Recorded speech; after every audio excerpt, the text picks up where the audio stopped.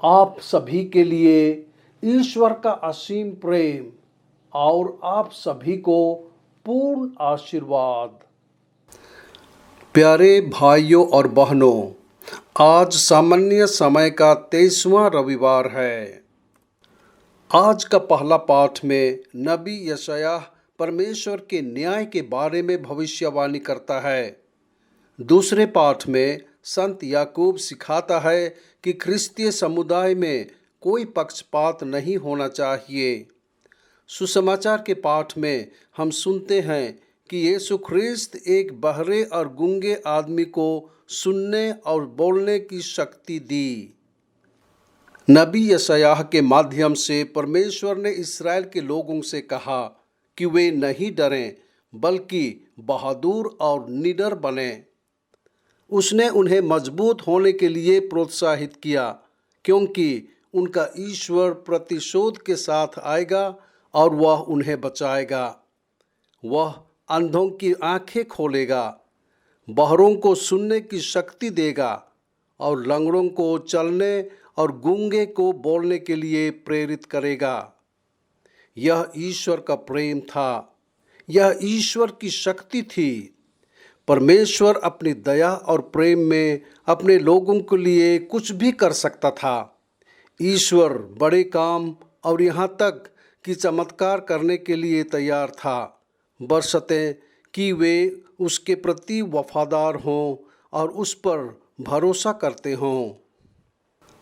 संत James ने अपने पत्र में लिखा है कि उन्हें आपस में कोई पक्षपात नहीं करना चाहिए, क्योंकि यदि कोई पुरुष सोने की अंगूठियां और उत्तम वस्त्र पहने हुए उनके सभा में आए और कोई कंगाल भी जर्जर वस्त्र पहने हुए आए और जो उत्तम वस्त्र पहने हुए हैं उस पर ध्यान दे और कहे कि यहाँ बैठ, जब गरीब आदमी से कहते हैं वहाँ खड़े रहो या मेरे चरणों में बैठो। संत जेम्स ने ख्रिस्तीय समाज में आपस में इस तरह के पक्षपात और भेदभाव पर सवाल उठाया। आज का सुसमाचार का पाठ इस अभिव्यक्ति और कथन के साथ समाप्त होता है कि लोग यीशु के चमत्कारी कार्यों को देखकर अचंभित रह गए।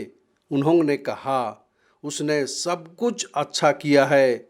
वह बहरे को सुनने के लिए और गूंगे को बोलने के लिए शक्ति देता है।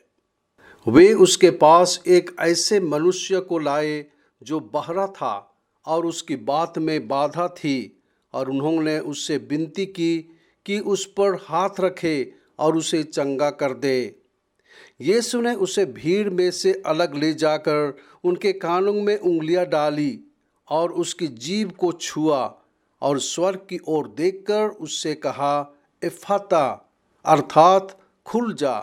और उसके कान खुल गए और उसकी जीभ छूट गई और वह सीधा बोलने लगा।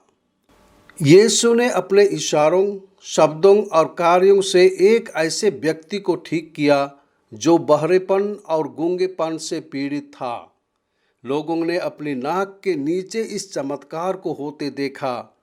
उन्होंने यीशु को उसके महान चमत्कारी कार्य के लिए सराहा और उनकी प्रशंसा की। क्या हम जानते हैं कि यीशु कौन है?